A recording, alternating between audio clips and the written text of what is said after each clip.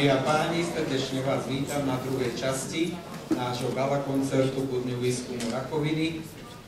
Prebehne teraz slávnostné odovzdávanie cien víťazom súťaže mladých onkológov. Neviem, či registrujete tie vibrácie v predných radoch, kde sedia účastníci súťaže, lebo nikto nevie pre mňa, kto vyhral ktorú cenu. Dovolte ale najprv niekoľko slov, aby ste vy vedeli, o čo išlo.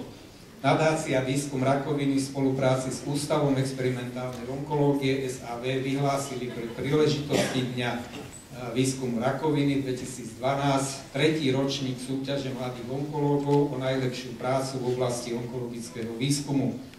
Súťaž prebehla v troch kategóriách: študent strednej školy, študent vysokej školy a mladý výskumník do 35 rokov. Do súťaže boli zaradené práce vo forme prednášok na základe posúdenia ich súhrnov, tzv. Abstraktov. Predložené súhrny prác posúdila odborná komisia, ktorú tvorili zástupcovia pracovísk Slovenskej akadémie vied, nadácie Výskum rakoviny a odborníci z klinických pracovísk. Pri výbere prác do súťaže sa brala do úvahy aktuálnosť problematiky a prínos k ďalšiemu výskumu v odbore.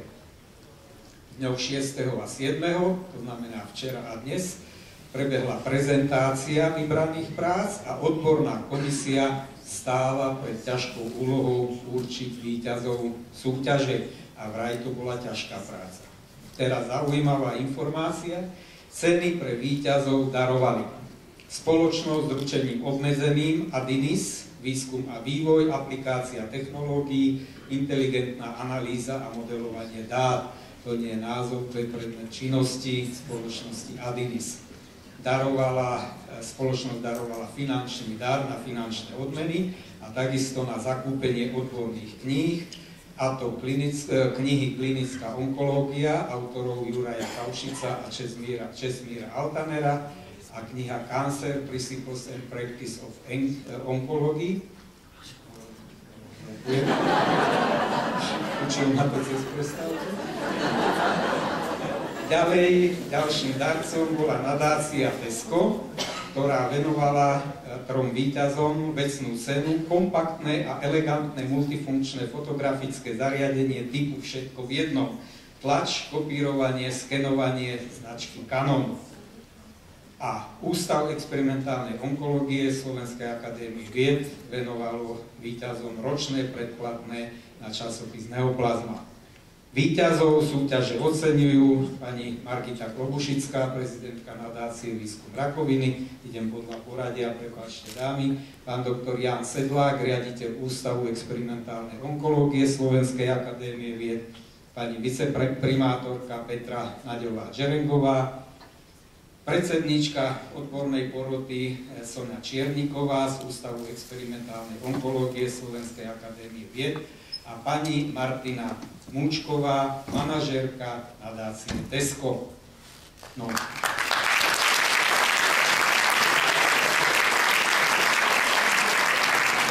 Sú tie obrázky, nie tie, o ktorých čítavate stále, ale zaujímavejšie. V kategórii študent strednej školy z prihlásených bol napokon do súťaže pozvaný jeden.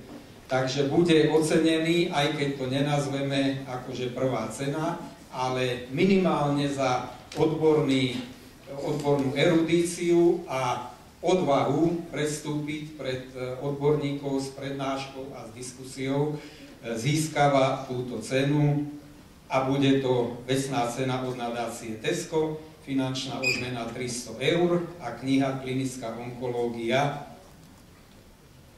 študent gymnázia Jura Hronca na Novohradskej 3 v Bratislave, Filip Svoboda.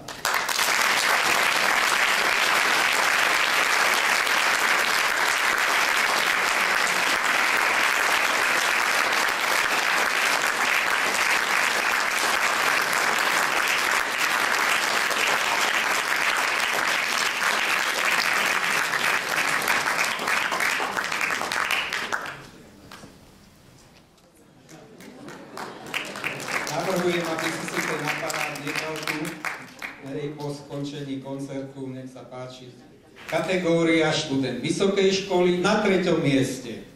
A knihu, tu v Anglicku, finančnú odmenu 100 eur a ročné predplatné na časopis Neoplazma získava študentka z katedry molekulárnej biológie Prírodovedeckej fakulty Univerzity Komenského v Bratislave, bakalárka Svetlana Školeková.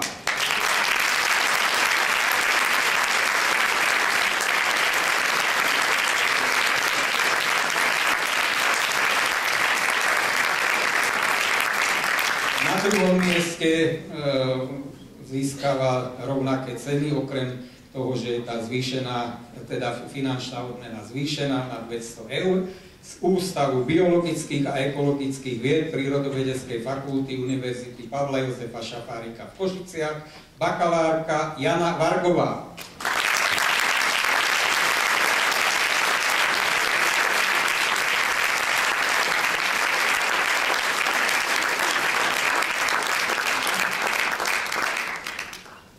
A teraz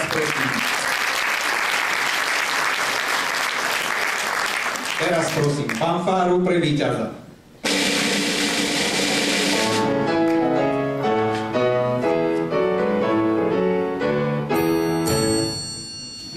Ďakujem. Učili sme to 2 týždne. Víťazka, lebo je to opäť dáma, získava vecnú cenu od nadácie Tesco, finančnú odmenu 400 eur, anglickú knihu o rakovine a ročné predplatné na časopis Neoplazma. A je to dáma z katedry mikrobiológie a virológie Prírodovedeckej fakulty Univerzity Komenského v Bratislave, bakalárka Erika Ďuriníková.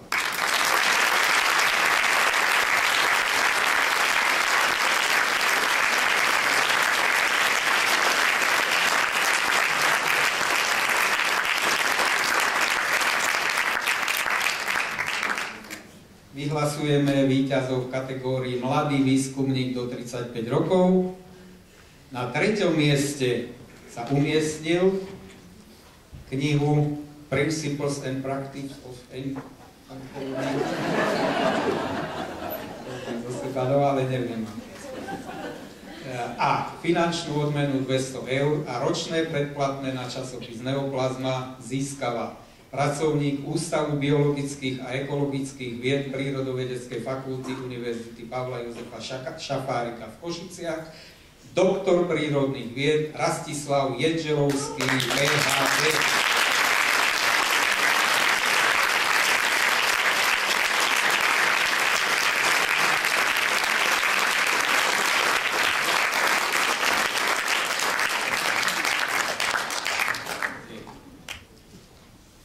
Na druhom mieste a cenu, teda finančnú odmenu zvýšenú o 100 eur, teda 300 eur, získava pracovníčka Laboratória genetiky nádorových ochorení Ústavu experimentálnej onkológie Slovenskej akadémie vied, magistra Viera Kajabová.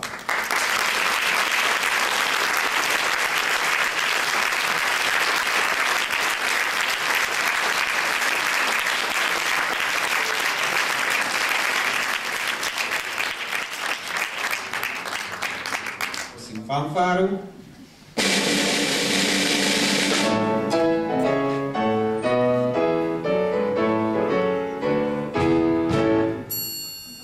Na prvom mieste sa umiestnila a vecnú cenu od nadácie Tesco, finančnú odmenu 500 eur, knihu o rakovine a ročné predplatné na časopis Neoplazma získava magistra Katarína Zmajkovičová, Max Perux Laboratories Viedeň.